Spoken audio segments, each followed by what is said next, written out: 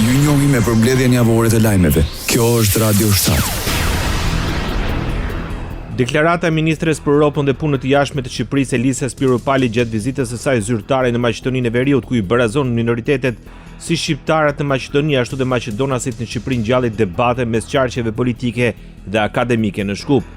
Marrëdhënia mes dy vendeve tona qëndron edhe mbi këto shtylla të forta të respektimit të minoritetit shtetformues në Maqedoninë e Veriut dhe minoritetit maqedonës në Shqipëri. Ky formulim u interpretua nga një pjesë e opinionit si devijim nga realiteti juridik dhe politik, sipas të cilit shqiptarët në Maqedoninë e Veriut konsiderohen popullsi shtetformuese dhe faktor kushtetues në përputhje me marrëveshjen kornistaorit. Në reagim ndaj kësaj deklarate, gazetare dhe avokatja Diana Toska kërkoi publikisht një sqarim zyrtar nga institucionet e shtetit shqiptar. Ai theksoi se shqiptarët në Maqedoninë e Veriut nuk janë minoritet, por përbëjnë mbi 30% të popullsisë dhe kanë rol themelor në shtetëndërtimin dhe qeverisjen e vendit.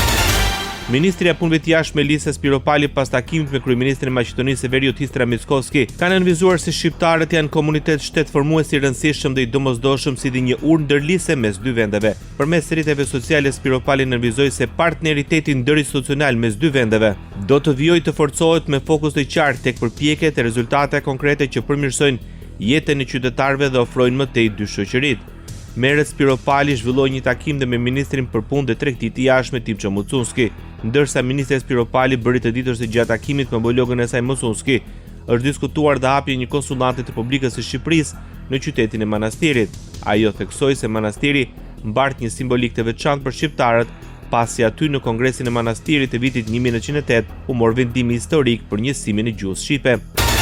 Forcimi i bashkëpunimit ndërinstitucional ndërmjet Maqedonisë së Veriut dhe Shqipërisë, si dhe mbi rolin e dialogut politik në ndërtimin e mirëbesimit dhe avancimin e proceseve integruese europiane ishte në thelb të takimit të mbajtur në Shkup mes ministres për Europën dhe punët e jashtme të Republikës Shqipërisë Elisa Spiropali dhe deputetes e Bashkimit Demokratik për Integrim Rina Hajdari, si dhe deputetëve të tjerë shqiptar. Në takimin organizuar nga ambasadori i Shqipërisë në Maqedoninë e Veriut, Denion Mejdani, u vlerësua bashkëpunimi rajonal si element kyç për stabilitetin politik, zhvillimin demokratik dhe përmirësimin e pozitës së shqiptarëve në rajon.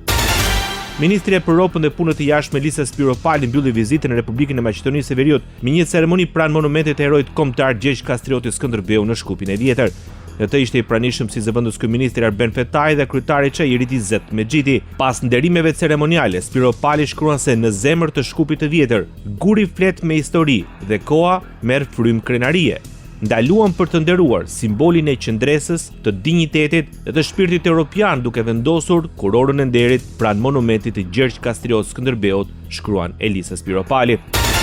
Kontributi i opozitës shqiptare në Maqedoninë e Veriut në progresin e çështjeve shqiptare dhe të proceseve integruese euroatlantike ishte në thelb të takimit ndërmjet ministreve për Europën dhe punët e jashtme Elisa Spiropali me kryetarin e Bashkimit Demokratik për Integrim Ali Ahmeti, nën kryetarin Bujar Osmani, si dhe me kryetarin e Aleancës për Shqiptarët Arben Taravare. Shqipëria, tha Spiropali, do të vijojë të mbështesë angazhimin konstruktiv të subjekteve politike shqiptare në pozitë dhe opozitë, veçanërisht në funksion të ruajtjes së stabilitetit, qëndruesisë së mirë dhe përshpejtimit të procesit integrimit të dy vendeve tona. Kryetari i Alternativës Bekim Sali apelon se procesi i integrimit në Bashkimin Evropian është një ndër sfidat kryesore të vendit. Me përkrajën e miqve tanë ndërkombëtar dhe me ndikimin e presidentes, shpresoj se do t'i parafrojmë qëndrimet me Bullgarinë, deklaroi kryetari i Alternativës. Sipas tij, një Maqedoni e Veriut integruar në Bashkimin Evropian është një garanci për më shumë zhvillim dhe stabilitet në tërë Ballkanin Perëndimor. Kryetari i Bashkimit Demokratik për Integrim Ali Ahmeti mblodhi kryesinë e re të partisë, ku u emëruan kryetarët e rinj të degëve. Për Tetov, zotëri Bajram Rexhepi, për Kumanov, zotëri Ridvan Hasani, për Struk, zotëri Faton Pollozhani, Gostivar, zotëri Valdet Xhaferi dhe për degën e Çajirit, zotëri Bujar Osmani. Ndërkaq në mbledhjen e kryesisë së Bashkimit Demokratik për Integrim u zgjodh dhe zëdhënësja e partisë, e cila do të jetë Arta Bilali Zendeli, ndërsa si këshilltar për marrëdhëniet me Shtetet e Bashkuara të Amerikës të kryetarit të BDI-s u zgjodh Shemsedin Beqiri, ndërsa për drejtor të kabinetit të kryetarit u zgjodh Faton Ahmeti. Aktualitet. Maqedonia paralajmëroi se nuk do të dërgojë trupat e saj në një mision ushtarak në Ukrainë. Kjo përgjigje vjen pasi disa vende europiane kanë shprehur gatishmërinë e tyre për të dërguar ushtarët në Ukrainë për të ndihmuar në ruajtjen e paqes dhe për të përgjigjur në rast se Rusia shkel një marrëveshje të mundshme paqe.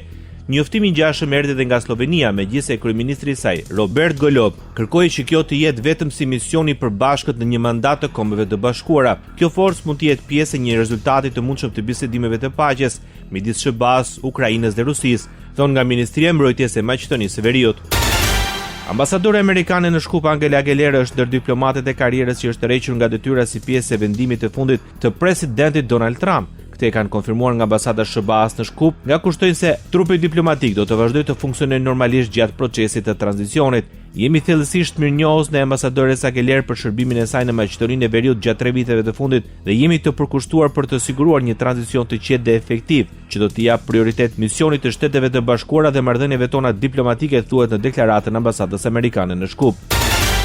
Administrata Trump vendosi të tërheqë rreth 30 ambasadorë dhe diplomat. Sipas mediave ndërkombëtare, synimi është për të riformuar qendrimin diplomatik të SBA-s jashtë vendit dhe me personel që konsiderohet mbështetës plotësisht të prioriteteve Amerika e para të presidentit republikan, shkruan The Guardian. Krerët e misioneve diplomatike në të paktën 29 vende u informuan javën e kaluar se mandatet e tyre do të përfundonin në janar, sikurse sipas dy zyrtarëve të Departamentit të Shtetit, të cilët folën në kushte anonimati lidhur me lëvizjet e brendshme të personelit. Të gjithë ata i kishin marrë postet e tyre në kohën e administratës së Joe Biden, por i kishin mbijetuar një largim fillestar në muajt e parë të mandatit të dytë të Trump, që shënjestronte kryesisht të emëruarit politik. Ekonomi.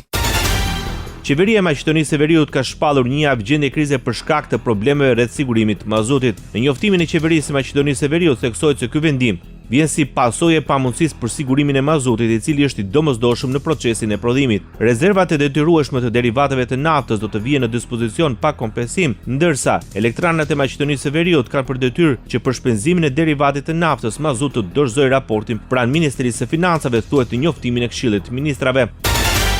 Nga 1 janari 2026 pritet rritja e çmimit të energjisë elektrike në Republikën e Maqedonisë së Veriut. Enti rregullatori i energjisë vendosi që çmimi i energjisë do të rritet me 2.45% në bllokun e parë, 2.87% në bllokun e dytë dhe 3.32% në bllokun e tretë dhe 3.84% në bllokun e katërt, ndërsa tarifa e lirë do të rritet me 2.5%. Kryetari i Entit Rregullator të Energjisë, Marko Beslimovski, deklaroi se për 85% të familjeve shtrëngtimi do të jetë 2.28%. Opozita maqedonase kritikoi qeverinë se ka marrë pezullim të fondeve për programin Europian IPAR 3 për shkak të dyshimeve për abuzime me fondet. Sipas LSDM-s maqedonase, kryeministri Mickoski duhet të mbajë përgjegjësi edhe për një skandal të tillë. Skandali me programin IPAR 3 me vlerë 130 milion euro nuk është një rast i izoluar, por pjesë e modelit më të gjerë kriminal të VMRO-DPMNE-s, apelojnë nga LSDM-ja maqedonase. Maqedonia e Veriut e gjen veten të tretin në Europë në listën e vendeve për vrasjen e grave nga partnerët e tyre. Sipas të dhënave të vitit 2023 në Eurostat, shërbimi statistikor i Komisionit Evropian, Maqedonia rënditet i treti në Europë për sa i përket shkallës së vrasjeve të tilla pas Letonisë dhe Lituanisë. Shkalla më e lartë u regjistrua në Letoni ku 17 gra për 1 milion banor u vranë në vitin 2023. Në Lituani shifra ishte 10 gra për milion banor. Në Maqedoninë e Veriut, gjatë së njëjtës periudhe raportuan 6 vrasje për 1 milion banor. Pas Maqedonisë pason Bosnia dhe Hercegovina, më pas Austria, Mbretëria e Bashkuar dhe Ukraina. Ndoqët për mbledhjen javore të lajmeve. Kjo është Radio 7, zëri pozitiv i qytetit.